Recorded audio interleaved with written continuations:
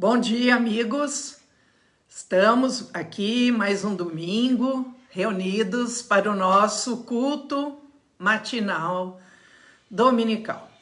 Como é bom mais um domingo podermos estar aqui compartilhando das bênçãos de Deus, reconhecendo Deus em todos os nossos caminhos e tendo esse momento especial de estarmos mais em comunhão com o Senhor nosso Deus. Nós vamos iniciar esse culto e eu vou ler Ezequiel, capítulo 18. Então, Ezequiel é um profeta do Antigo Testamento e aqui ele fala para a casa de Israel, mas também serve para nós como igreja, como povo de Deus agora. Então eu vou ler Isaías capítulo 18, como tem lugares que é muito repetitivo, então eu vou pular algumas partes, mas eu vou falando. O título é A Responsabilidade é Pessoal. Veio a mim a palavra do Senhor dizendo: que tendes vós que acerca da terra de Israel, proferis esse provérbio dizendo: os pais comeram uvas verdes e os dentes dos filhos é que se embotaram? Tão certo como eu vivo, diz o Senhor Deus, jamais direis este provérbio em Israel. Eis que todas as almas são minhas, como a alma do pai, também a alma do filho é minha. A alma que pecar, essa morrerá. Sendo, pois, o homem justo e fazendo juízo e justiça. Versículo 9. Andando nos meus estatutos, guardando os meus juízos e procedendo retamente, o tal justo certamente viverá, diz o Senhor, Deus. Se ele gerar um filho ladrão, derramador de sangue, que fizer a seu irmão qualquer destas coisas, e não cumprir todos aqueles deveres, versículo 13, não viverá. Todas estas abominações ele fez e será morto, o seu sangue será sobre ele. Eis que, se ele gerar um filho que veja todos os pecados que seu pai fez, e vendo não cometer coisas semelhantes, versículo 17, o tal não morrerá pela iniquidade de seu pai, certamente viverá. Quanto a seu pai, porque praticou extorsão, roubou os bens do próximo e fez o que não era bom no meio de seu povo, eis que ele morrerá por causa da sua iniquidade. Mas dizeis, por que não leva o filho a iniquidade do pai? Porque o filho fez o que era reto e justo, e guardou todos os meus estatutos, e os praticou, por isso certamente viverá. A alma que pecar, essa morrerá. O filho não leva a iniquidade do pai, nem o pai a iniquidade do filho. A justiça do justo ficará sobre ele, e a perversidade do perverso cairá sobre este. Mas se o perverso se converter de todos os pecados que cometeu, e guardar todos os meus estatutos, e fizer o que é reto e justo... Oi? Está mexendo. E fizer o que é reto e justo, certamente viverá, não será morto. De todas as transgressões que cometeu, não haverá lembrança contra ele. Pela justiça que praticou, viverá. Acaso tenho eu prazer na morte do perverso, diz o Senhor Deus? Não desejo eu antes que ele se converta dos seus caminhos e viva? Mas, desviando-se o justo da sua justiça e cometendo iniquidade, fazendo segundo todas as abominações que faz o perverso, acaso viverá? De todos os atos de justiça que tiver praticado, não se fará memória. Na sua transgressão com que transgrediu e no seu pecado que cometeu, neles morrerá. No entanto, dizeis, o caminho do Senhor não é direito. Ouvi agora, ó casa de Israel, não é o meu caminho direito? Não são os vossos caminhos tortuosos? Desviando-se o justo da sua justiça e cometendo iniquidade, morrerá por causa dela. Na iniquidade que cometeu, morrerá. Mas convertendo-se o perverso da perversidade que cometeu, praticando o que é reto e justo, conservará ele a sua alma e viverá. Pois se considera e se converte de todas as transgressões que cometeu, certamente viverá, não será morto. No entanto, diz a casa de Israel, o caminho do Senhor não é direito. Não são os meus caminhos direitos, ó casa de Israel, e não são os vossos caminhos tortuosos? Portanto, eu vos julgarei a cada um segundo os seus caminhos, ó casa de Israel, diz o Senhor Deus. Convertei-vos e desviai-vos de todas as vossas transgressões, e a iniquidade não vos servirá de tropeço. Lançai de vós todas as vossas transgressões, com que transgredistes, e criai em vós coração novo e espírito novo. Pois, por que morrereis, ó casa de Israel?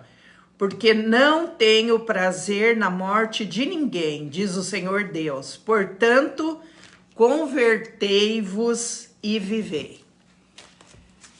Agora nós vamos cantar uma música.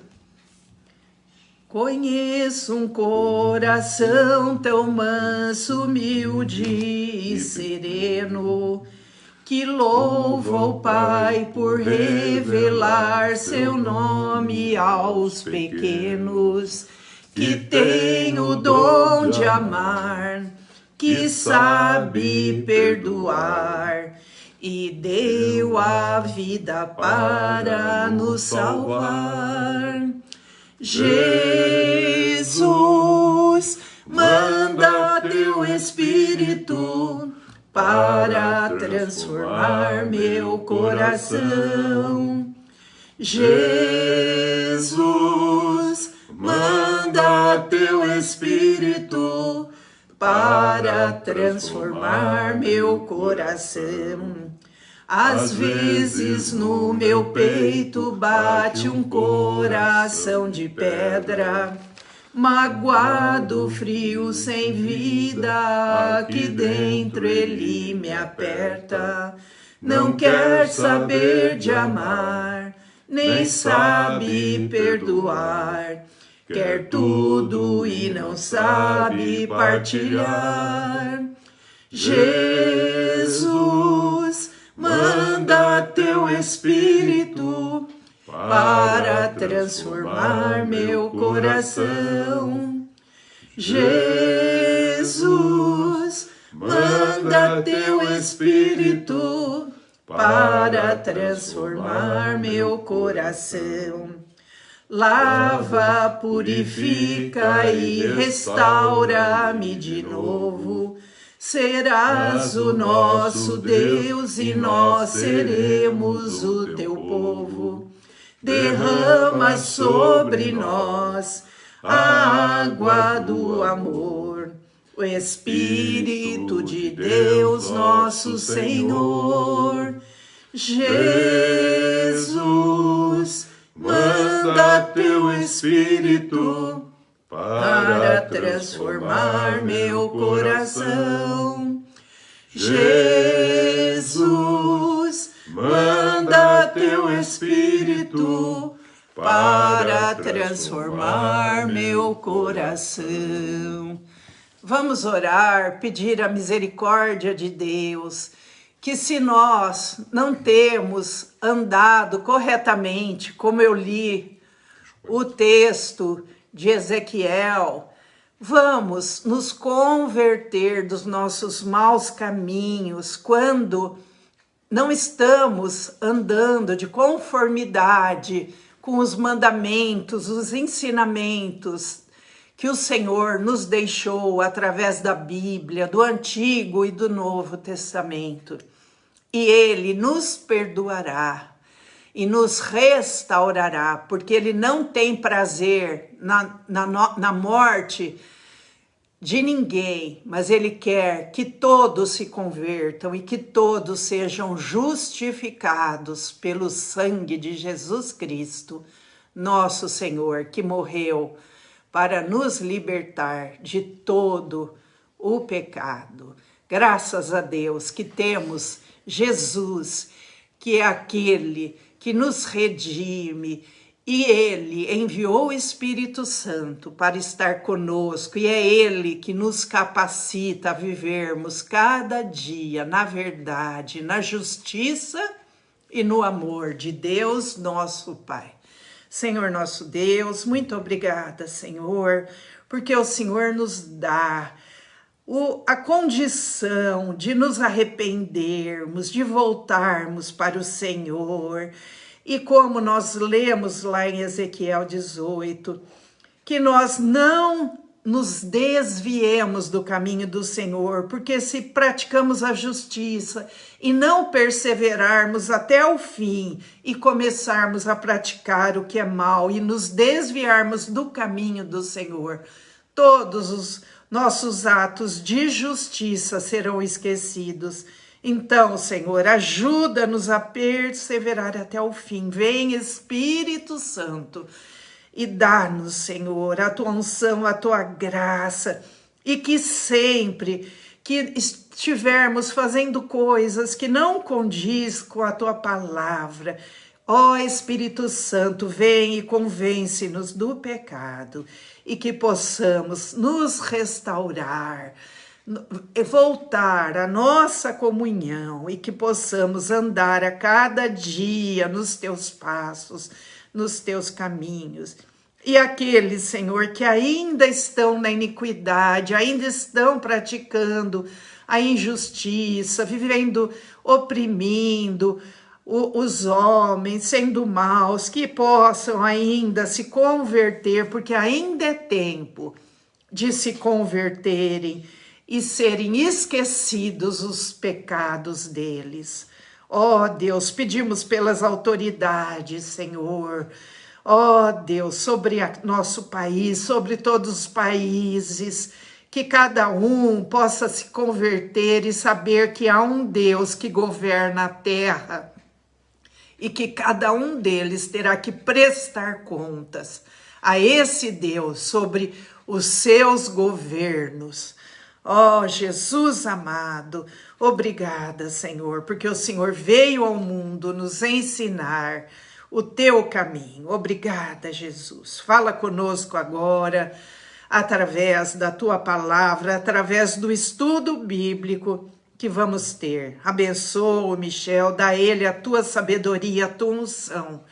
E a cada um de nós a sabedoria para abrirmos o nosso coração e que essa palavra seja uma semente que cai numa terra boa e possa crescer e frutificar. Obrigada, Senhor, em nome de Jesus. Amém.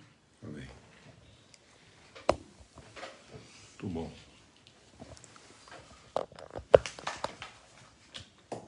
Bom dia, irmãos, bom dia, irmãs. Um bom domingo a todos. A graça e a paz de Cristo seja com todos vocês, com todos nós. Nós estamos falando sobre testemunho e hoje eu gostaria que os irmãos abrissem Atos, capítulo 10, o versículo de 36 a 43, em que Pedro é convidado para Cornélio para falar a respeito e testemunhar a respeito de Jesus Cristo. O tema que eu quero trabalhar é o nosso testemunho a respeito de Jesus Cristo. Atos, capítulo 10, a partir do versículo 33, lemos assim: Esta é a palavra que Deus enviou aos filhos de Israel, anunciando-lhes o evangelho da paz por meio de Jesus Cristo. Este é o Senhor de todos. Vós conheceis a palavra que se divulgou por toda a Judeia, tendo começado desde a Galileia, depois do batismo que João pregou. Como Deus ungiu a Jesus de Nazaré com o Espírito Santo e poder, o qual andou por toda parte, fazendo bem, e curando a todos os oprimidos do diabo, porque Deus era com ele. E nós somos testemunhas de tudo que ele fez na terra dos judeus e em Jerusalém, a qual também tiraram a vida, pendurando-o no madeiro. A este ressuscitou Deus no terceiro dia e concedeu que fosse manifesto, não a todo o povo, mas às testemunhas que foram anteriormente escolhidas por Deus, isto é, a nós que comemos e bebemos com ele, depois que ressurgiu dentre os mortos. E nos mandou pregar ao povo e testificar que ele é quem foi constituído por Deus, juiz de vivos e de mortos. Dele todos os profetas dão testemunho, de que por meio do seu nome, todo que nele crê, receba a remissão de pecados. Até o versículo 43, de 36 a 43. E nesse momento, o Espírito Santo desce sobre aqueles que estavam ouvindo esse testemunho de Pedro, que Cornélio havia pedido para que ele falasse a respeito de Jesus. Primeira pergunta que a gente deve fazer é: o que é ser testemunha? Ou o que é testemunhar? Testemunhar é dar testemunho, como nós acabamos de ler a respeito do que Pedro fez. Mas o que é esse testemunho? Testemunho, sendo o testemunhar é dar testemunho, você fala testemunho do quê? Pedro, como outros apóstolos, viveram na época de Jesus. E testemunhar significa presenciar o fato e falar a respeito dele e testemunhar a respeito dele. Nós já vimos a respeito de várias situações, como o testemunho que Deus deu a respeito de Jesus Cristo. Falamos também a respeito dos apóstolos e o testemunho dos discípulos para os próprios discípulos. Falamos do testemunho de João Batista. Falamos do testemunho que Jesus deu a respeito de João Batista. E também ouvimos testemunhos de evangelistas, de copastores e comestres que receberam um dia, porque não viram, não presenciaram, não estiveram com Jesus. Paulo mesmo não esteve com Jesus, mas falou que teve uma revelação, teve essa inspiração. Por isso que testemunho não é só aquele que viu, que esteve presente, mas é aquele que ouviu e também conheceu por revelação ou inspiração e obteve o que nós chamamos fé. Creu no testemunho de outros. E assim nós vamos crescendo e dando esse testemunho como discípulos de Jesus, com o objetivo com quem ele falou: ide por todo o mundo e pregai o evangelho do reino para testemunho a todas as nações. E interessante que nós já vimos que 1 João, capítulo 5, versículo 8, diz que há 3 que testemunham na terra. E ele explica, e nós já falamos isso no primeiro estudo: o Espírito Santo, a água e o sangue. E esses 3 não são a mesma coisa. Esses 3 têm um mesmo propósito.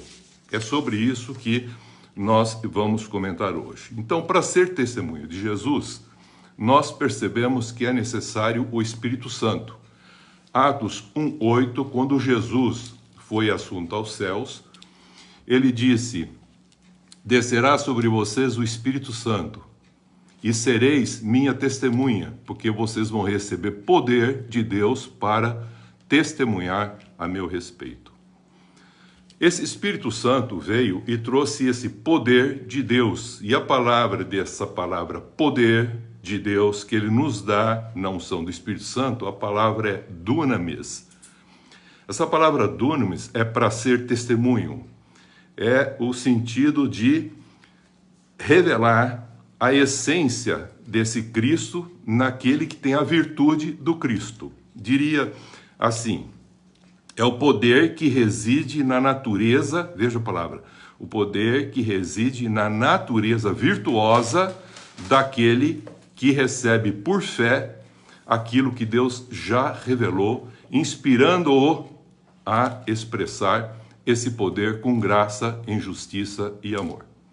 Ele é diferente do poder que Deus deu aos homens como um todo, porque o poder que Deus deu ao homem é o poder que a gente chama exousia.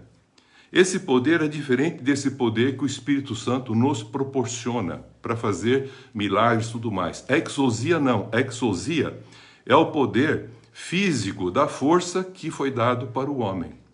É o poder mental, intelectivo para discernir e fazer escolhas. É o poder espiritual para influenciar. É o poder de direitos e expressar privilégios. Também de administrar e governar as coisas juntamente com Deus. Isso é exousia. Então, há uma diferença entre poderes. Então, o Espírito Santo não veio para empoderar o homem, ou dar o poder para o homem. O homem já tem um poder que é exousia, para administrar as coisas juntamente com Deus. Mas ele recebe agora, com o Espírito Santo, um outro poder para fazer além daquilo que o homem já recebeu. Então, vamos entender isso um pouquinho.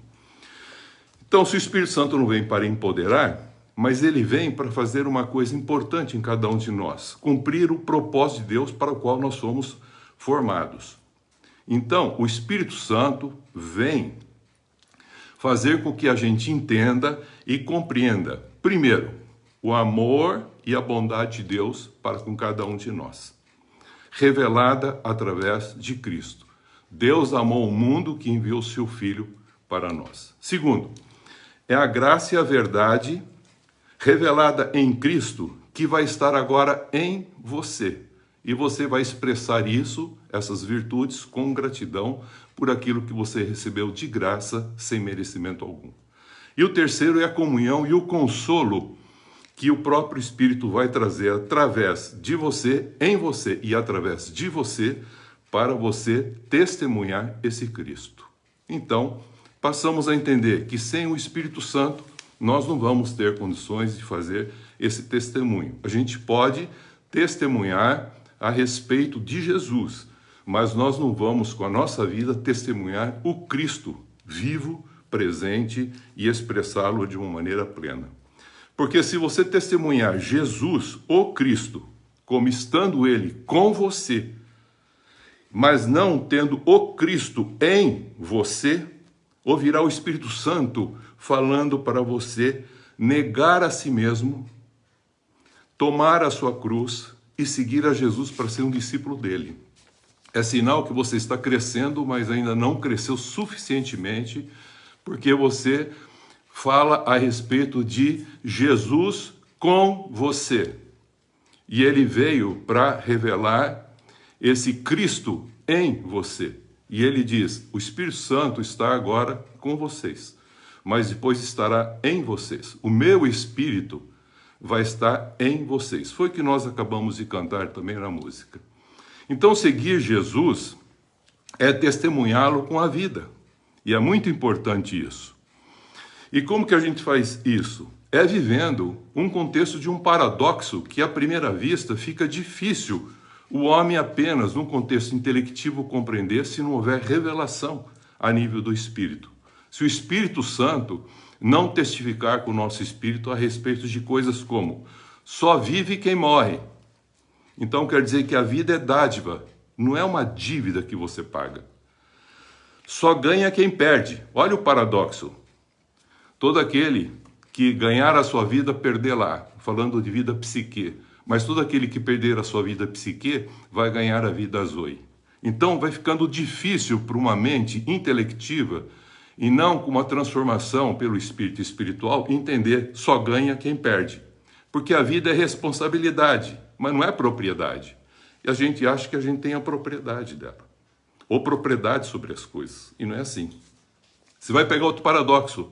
Só multiplica quem divide. Divisão parece que não tem nada a ver com multiplicação, mas tudo que Jesus fazia dividindo, partilhando, ele multiplicava. Então nós precisamos entender essa matemática, que a vida é intensa e não extensa. Tem gente que acha que viver muito é bom, e às vezes esquece que viver intensamente, mesmo que seja pouco, como Jesus assim viveu. Então nós precisamos entender que cada um vai ter seu tempo, nesse tempo e espaço, para cumprir o seu propósito. E Jesus cumpriu o dele, e nós vamos cumprir o nosso. E ele cumpriu tendo o Espírito Santo sobre ele, mesmo sendo ele gerado pelo Espírito Santo. E o que é interessante, nós podemos concluir dizendo, tem muito mais, só é infeliz quem espera em Cristo somente nessa vida. Porque ele só pensa em si, está lá em 1 Coríntios 15, 19. Porque a vida é eterna e não temporal. Vamos entender um pouquinho o que Jesus fala em Lucas, capítulo 17, 10. Ele diz assim, Jesus explica que cumprir uma obrigação legal é útil, mas a pessoa que assim o faz, ela vive uma vida de escravo e tem um pensamento de escravo e não de filho de Deus. Ela cumpre apenas a obrigação legal. E o que é interessante, que ele fala que depois que você fizer tudo que foi obrigado a fazer, ele diz, considere-se um servo inútil, porque você não fez nada mais do que a obrigação. Então Jesus veio trazer muito mais do que o contexto da lei. A lei nos leva a Cristo e Cristo nos leva a um contexto de maior condição de liberdade. Ele vai nos levar a uma condição de caminhar uma segunda milha e além do que é obrigação. Ele quer nos levar a um contexto de obediência, submissão e fazer isso com espontaneidade, voluntariamente, com amor, sem obrigação alguma. Longe do que se faz dentro de um sistema religioso, como nós mencionamos a vez passada. Porque ele deixa bem claro que nada é mais do que inútil do que viver para cumprir obrigações legais. Então, testemunhar Jesus Cristo leva além da obrigação legal. Vamos pegar aqui um ponto para esclarecer algo que é fundamental entre natureza e ordem que é mandada. Muitas vezes nós vemos que na Bíblia tem muita coisa que ele diz, faça isso, faça assim, não faça assim. E a gente acha que é um cumprimento de ordem. Isso é uma coisa ordinária, cumprir uma ordem. Mas ele não está falando para cumprir uma ordem. Ele está falando muito mais. Ele está indo além de um cumprimento de uma ordem. Ele está falando a respeito da natureza de entender essa ordem. Então veja, Jesus, quando ele vai para ser assunto aos céus, Mateus 28, 18 a 20, ele diz o seguinte, toda autoridade me foi dada no céu e na terra. E vou passar para vocês a grande comissão. Uma missão comigo. E ele diz, ide por todo mundo, pregai o evangelho do reino. Não é outro evangelho, não. É do reino. Fazei discípulo de todas as nações, batizando-os em nome do Pai, do Filho e do Espírito Santo, ensinando-os a guardar tudo o que eu ensinei. E eu vou estar com vocês até a consumação do século. Quem ouve isso, parece que ele deu uma ordem. Não. Você tem que entender sempre o seguinte, querido, que primeiro é a natureza, depois é que vem a ordem. Porque se você estando num contexto de um filho de Deus, uma natureza santa, você coloca todas as coisas em ordem. Mas se você colocar todas as coisas em ordem, cumprindo um contexto legal, você nunca vai receber a condição de filho. Não é fazendo que você se torna um filho. É sendo um filho é que você põe a ordem em todas as coisas, em todos os lugares. Presta atenção. A ordem que é para cumprir aqui, ela está aquém da natureza, que ele está pedindo para que a gente expresse a respeito de Cristo em nós. E na realidade, a ordem aqui, de natureza, quando ela passa a ser entendida e compreendida, ela já não se torna mais uma ordem, ela se torna um entendimento e uma compreensão de obediência por ter revelação e inspiração. Eu vou repetir que isso é importante. A ordem cumprida está aquém da natureza, da ordem entendida e compreendida. Então, toda vez que você lê na Bíblia alguma coisa que é para você fazer, você nunca tenta fazer por obrigação. Por exemplo, ame o teu irmão, perdoa o teu irmão. Tem muita gente até hoje ainda se esforçando para amar e para perdoar. Isso é um contexto de obrigatoriedade. Continua sendo um servo, pensando como um servo, mas ainda não é uma pessoa livre, plenamente entendida e compreendida como o que Jesus pediu. Quando ele deu essa ordem, queridos, não era para cumprir essa ordem numa forma legal, mas é para ir além dela. Então vamos entender isso.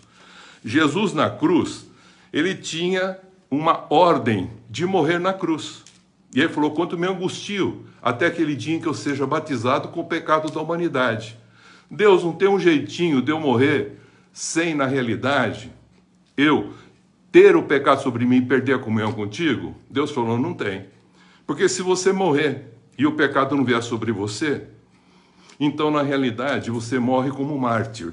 Mas se você morrer e o pecado vier sobre você, você então vai tirar o pecado do mundo. E ele falou, então seja feita a tua vontade. Então vamos entender. Então Jesus da cruz, ele não fez um feito bem feito, porque foi mandado ele morrer para tirar o pecado do mundo. Ele não fez um feito bem feito, mas ele fez um feito perfeito, em obediência e amor desinteressado, dando a sua alma para salvar a humanidade. Então, é o que Jesus fala. O reino de Deus é oferecer a outra face, é caminhar a segunda milha. Para testemunhar Cristo, você abre mão dos seus direitos.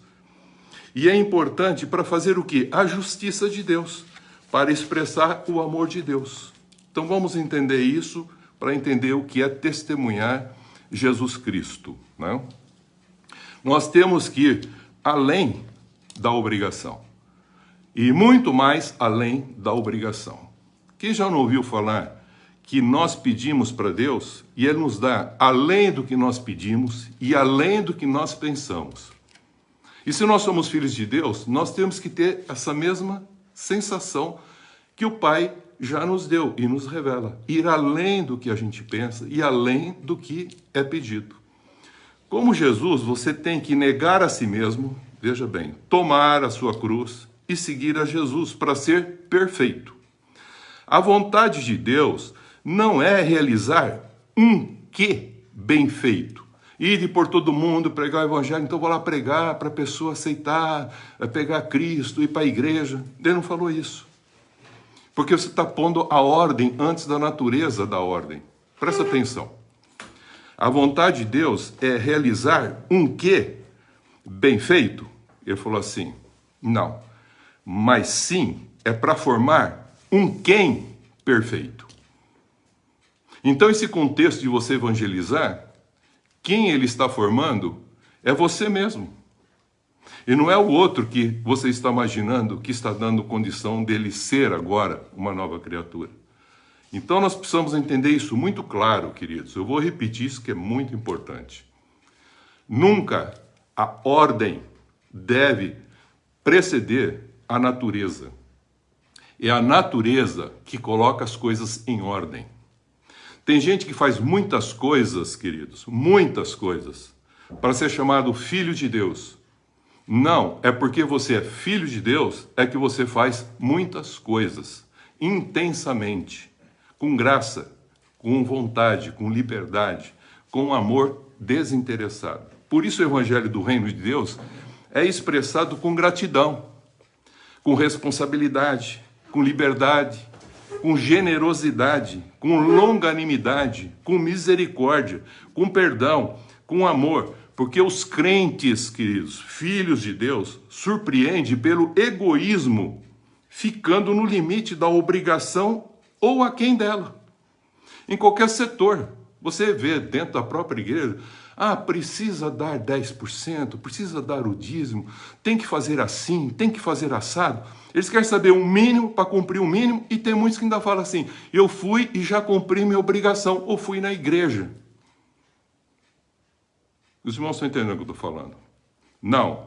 Um crente que é santo e justo, filho de Deus também, mas é santo e justo, surpreende a si mesmo e surpreende sempre indo além da obrigação, do que pensa e do que se pede, porque ele vive em obediência, em amor desinteressado, queridos. Isso aqui é que diferencia aquilo que se chama dar testemunho e ser testemunha. O Espírito Santo vem para que a gente seja testemunho, e não que apenas a gente dê testemunho, mas para ser. E sendo, o testemunho aparece. Mas tem gente que dá testemunho para ser reconhecido, para ser amado, para ser abençoado, para ser agraciado, para ser, e põe o que você quiser ali, como que se tivesse um contexto de troca. Testemunhar Jesus Cristo é viver a sua vida com fé, com esperança, amor desinteressado, ágape, além da obrigação legal que foi colocado. Então, Jesus deixou isso muito claro. Em todas as situações da vida, inclusive conversando com as pessoas, ele deixava isso muito claro. Ele nunca obrigou ninguém e nunca foi inoportuno.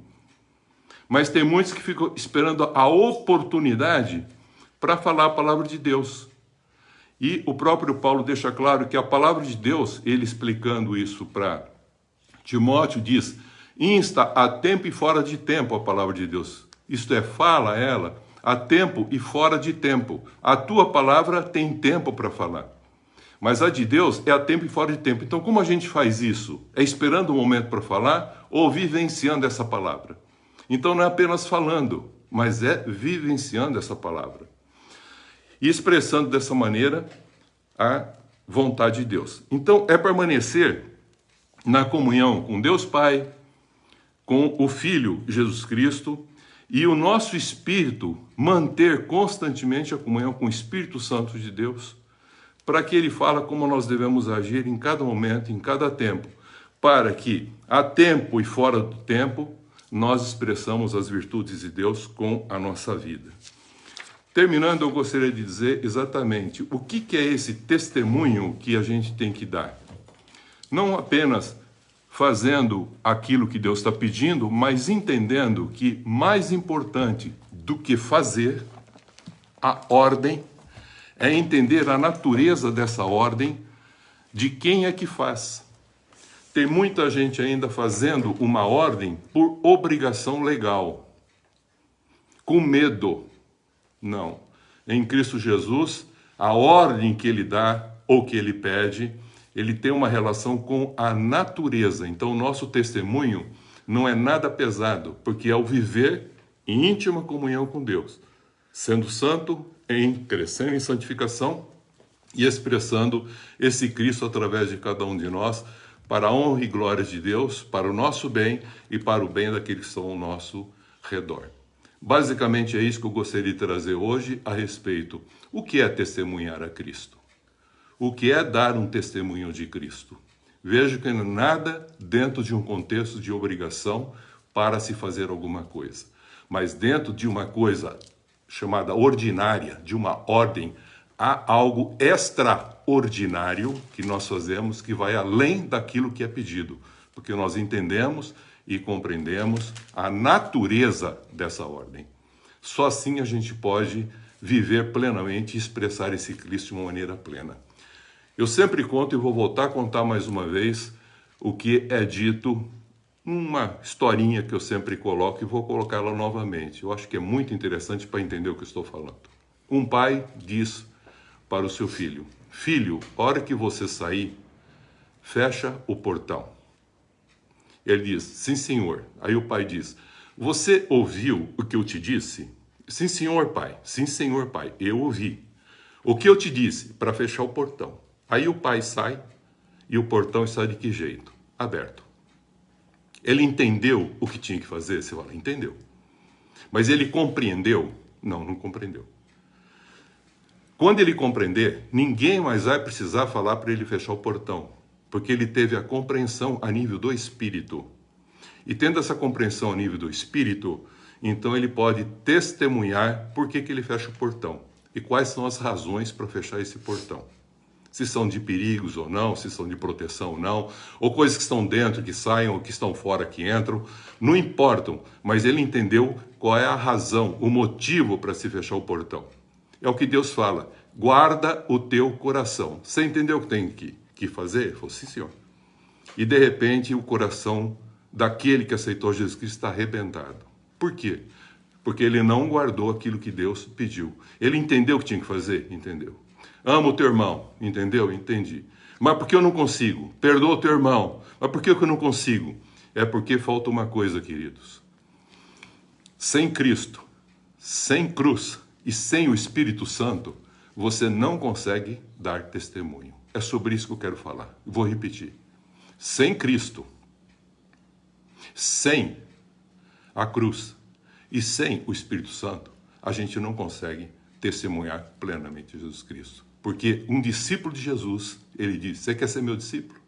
Para fazer discípulos, para mim, não para o sistema religioso, para mim. Negue-se a si mesmo, tome a sua cruz e siga-me.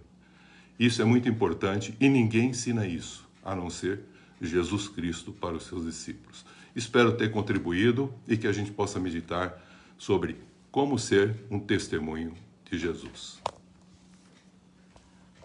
Amém. Eu li no começo Ezequiel 18 e ele fala muito, né, do cumprimento das obrigações, das leis, responsabilidade, o que cumpre, o que não cumpre. O filho não leva a iniquidade do pai, o pai não leva a iniquidade do filho. E aí muitos perguntavam, né, falavam, o caminho do Senhor não é direito. Aí ele pergunta, não são os meus caminhos direitos, ó casa de Israel? E não são os vossos caminhos tortuosos? Então, a diferença do Antigo Testamento e o Novo Testamento é que no Antigo Testamento ainda Jesus não tinha vindo, não tinha morrido no nosso lugar, para levar os nossos pecados e para transformar nossa consciência e para deixar, para enviar o Espírito Santo. Nós só poderíamos receber o Espírito Santo depois que Jesus cumpriu toda a sua missão aqui na terra, subiu ao céu e falou, eu não vos deixarei órfão, eu enviarei o meu Espírito Santo. Então a diferença do Antigo Testamento e do Novo Testamento é que nós temos agora o Espírito Santo agindo em nós.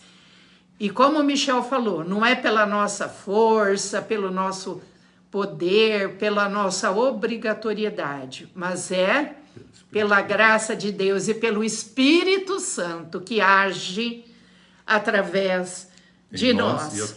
Então, como eu falei no começo, quando nós sentirmos que estamos nos desviando, nossa, eu não estou praticando o evangelho, então nós temos que recorrer a Deus e falar, Senhor, enche-me do teu Espírito Santo, para que eu possa ser uma verdadeira testemunha do Senhor. E é só Ele que nos capacita. E essa diferença que no Antigo Testamento eles não tinham, sobre o profeta vinha o Espírito Santo e eles tinham que cumprir pela lei. E hoje não. Hoje nós vivemos pela graça. E com Deus nós seremos mais do que vencedores em Cristo Jesus, nosso Senhor. Vamos orar. Entregue sua vida, suas necessidades, suas ansiedades ao Senhor nosso Deus. E Ele vai ouvir a sua oração.